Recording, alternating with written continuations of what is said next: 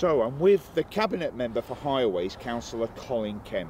The reason why we're doing this is an enormous amount of chatter on social media, as well as an enormous amount of inquiries coming through to Surrey County Council concerning potholes. Yeah. It's probably, it's fair to say, the #1 topic of discussion at the moment, Yep. certainly on social media. Absolutely. Right, so, and we wanted to directly address that because there's quite a lot of sort of misconceptions about the problem, and we just wanted to sort of clear up a few of those misconceptions. Now, the first thing is the actual scale of the problem.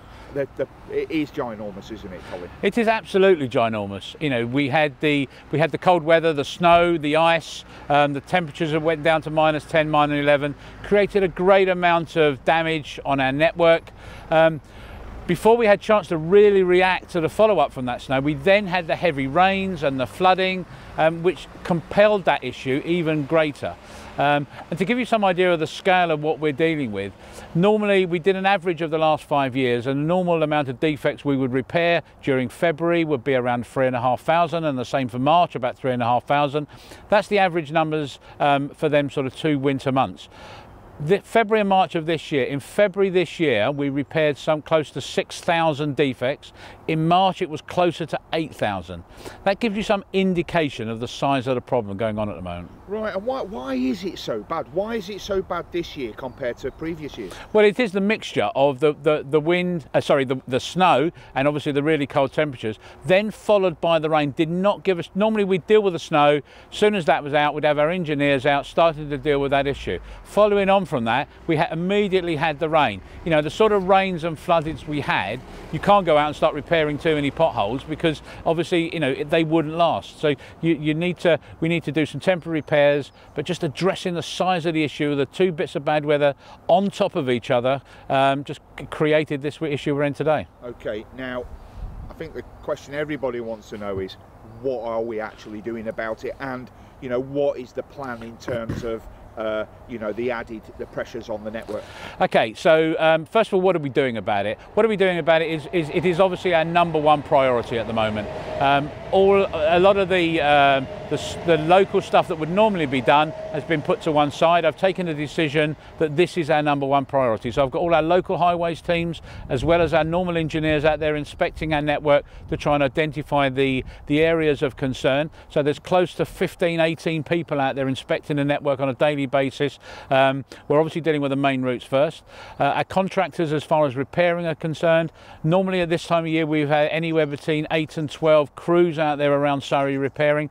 They've called in resource from outside of the county, and at the moment we've got 25 crews on the road daily repairing our network, but it is a mammoth task. We are struggling and to keep on top of it.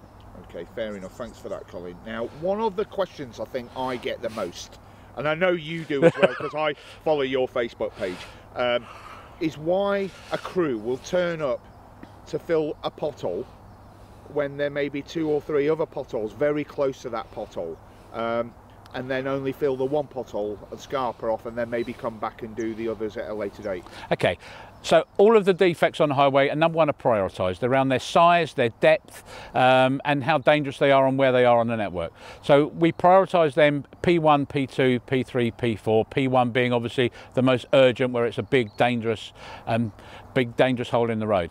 First thing to do is to make sure these are reported, and every message I put out there is telling our residents to make sure, where possible and where safely they can, report it on the Surrey County Council website, because the clock starts ticking at the centre we get it reported. Following that and putting the priorities into place, the crews are out there doing it. Now, one of the questions, as you said, is why we do one and not the other. Out there, our priority 1, we have a crews out there doing our priority 1 defects at the moment.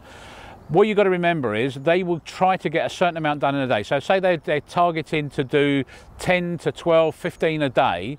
If they now stop 2 miles from your house and actually do the P2s and P3s at that location, the chances are the one at the bottom of your road, instead of being done today, will not be done for 2 or 3 days, because actually they're taking longer to get where they need to do. So we send them out to do, there are crews doing the priority 1s to get as many done as possible within the shortest amount of time. Okay, I think the biggest message to residents, from what I get from that, is you must, if you can, report those. If you see a pothole, report it on the county council website. Yep.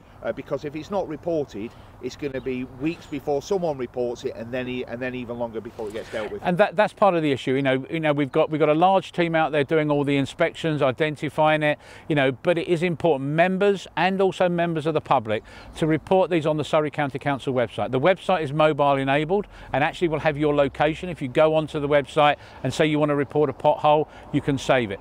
Please be safe, don't pull up on the side of the road and start causing more accidents, but actually it is important to get them reported, because actually, you know, we can't be everywhere. There's a lot of miles of network around Surrey, you know, and we need to get everywhere, and we need everyone's eyes on board to help us report these. Yeah, I think that's a very good point. Colin, thanks very much for taking part in this. I would urge residents actually to follow your Facebook page. I'll overlay the address onto this video because you do a very good job of keeping us updated, particularly when we had the snow. It was your updates were fantastic. Yeah, and then outside of the repairs, and the other thing to mention is obviously a lot of these repairs, obviously they're timescale within the contract. So what the crews will do from the contractor is do temporary repairs, again to get out as much as possible. Again, do a temporary repair within sort of 30 to 40 minutes. To do a full patch and repair will take a couple of hours. So they can get out and do more temporary repairs and then reschedule later to come back and do the proper patching. So if you see a round hole with some stuff put in it, that's a temporary repair. They will always cut a square hole when it is a full-on repair. They will come back later to do that. But if you see a temporary repair that gets dislodged, again report it. It does happen. Some of the side of the repair can crumble away. Or it's some dampness or something's got in there, so it does happen. I'm not going to make excuses for it. If you see that happening, do report it again, because it is important to get that message out there. If I can say, Paul, alongside that is obviously with this extra £5 million we've now got out there, which, you know, I promised I would start this work before the middle of April. We've already started. The crew started out this week.